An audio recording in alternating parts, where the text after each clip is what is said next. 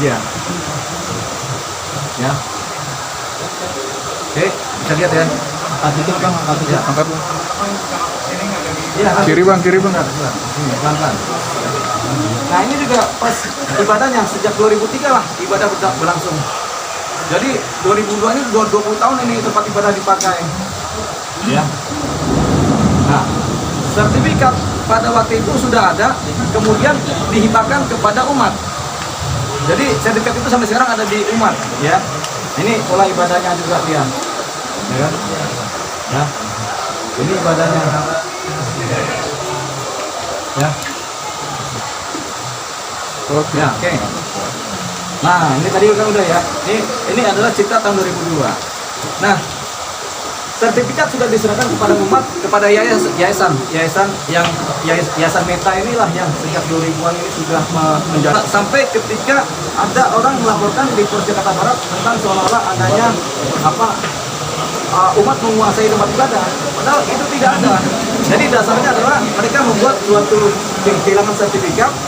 Kemudian sertifikat ini mereka gandakan dengan sertifikat baru melalui bantuan BPN, timbul sertifikat baru, kemudian mereka balik nama kepada ahli warisnya.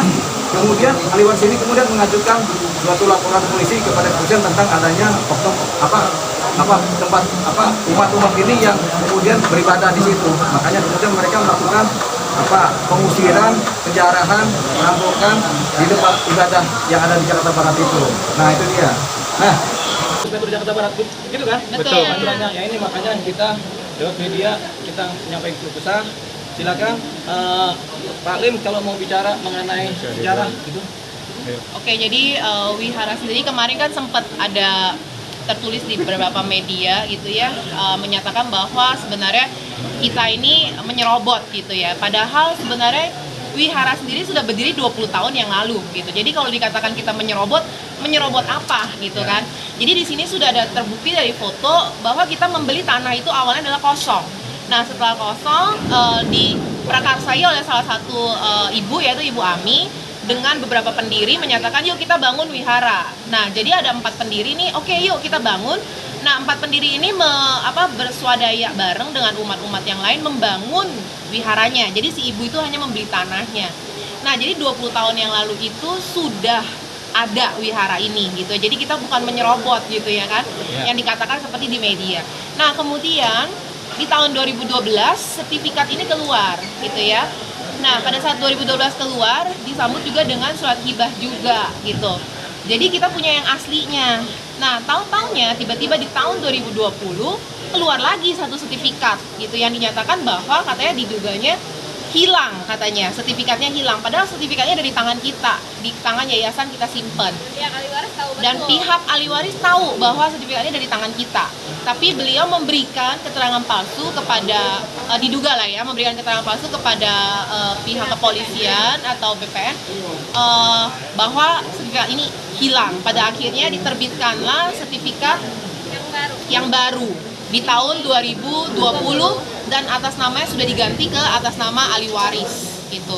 Nah jadi kronologisnya seperti itu sih. Jadi sekarang kita yang tinggal di sana, yang beribadah di sana, tiba-tiba kejadian tanggal 22 kemarin yang sangat disayangkan, tiba-tiba ada orang yang masuk mengatakan adalah oknum pengacara dan dengan konco-konconya itulah ya, premanis gitu, dan ahli warisnya juga hadir mengusir salah satu umat kita juga. Pada saat itu kita lagi mau sembahyang, diusir paksa gitu ya, ditarik, didorong gitu ya dengan kekerasan, dianiaya secara brutal.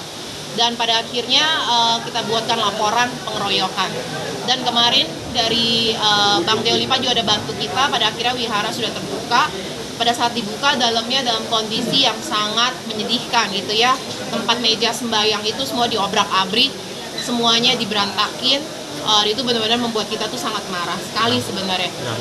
Berangkas kita yang isinya uang umat juga dibobol gitu ya. Itu benar-benar kayak perampokan di dalam rumah ibadah gitu. Jadi dibobol, dan sampai sekarang sih masih belum dilakukan tindakan apa-apa oleh kepolisian. Jadi ini masih kondisinya di wihara ini masih belum bisa dipakai karena kita nggak berani, takutnya nih ada sidik jari dari oknum tersebut gitu ya, preman itu. Jadi di sini kita minta Bang Deolipa untuk membantu kita untuk supaya polisi bisa segera menindaklanjuti kita orang minoritas ini gitu ya. Ya, silakan Bang. Dari Polres Jakarta Barat ya. Iya. Kita lagi di Polres Jakarta Selatan, tapi kita bicara tentang Polres Jakarta Barat, Jakarta Iya, Selatan. iya, betul. Ada teman-teman yang mau bertanya? Iya, silakan. Total kerugian mungkin berapa? Di dalam Brankas sendiri itu ada sekitar uang umat yang dikumpulkan karena kita mau melakukan baksos dan segala uang untuk kepentingan wihara. Ada sekitar ratusan juta, hampir 500 di dalamnya. Gitu. Jadi di dalam juga ada mobil, ada motor, terus kemudian ada uang bendahara yang pada saat itu lagi bekerja dan ditarik paksa, jadi kita nggak sempat ambil tuh uang di meja. Dan kemarin kita lihat uangnya udah nggak ada di meja. Jadi kayak ada air purifier, mic, sound system hilang gitu. Jadi ini benar-benar udah kayak perampokan gitu. Ya, kemudian tempat ibadahnya disegel, Iya. dikunci oleh mereka, disegel ya dengan gembok segala macam, dan mereka bikin spanduk, sudah kami bongkar. Ya. Oke. Cuman untuk jumlah pastinya mungkin belum Belum bisa dipastikan. dipastikan kerugiannya, karena kan sekarang kita nggak berani menyentuh ya, biarkan itu polisi yang menindaklanjuti gitu supaya nggak ada fingerprint apapun di sana gitu. Ya, ini apa nama yayasannya? Yayasan Meta Vihara Meta Karuna Maitreya Green Garden.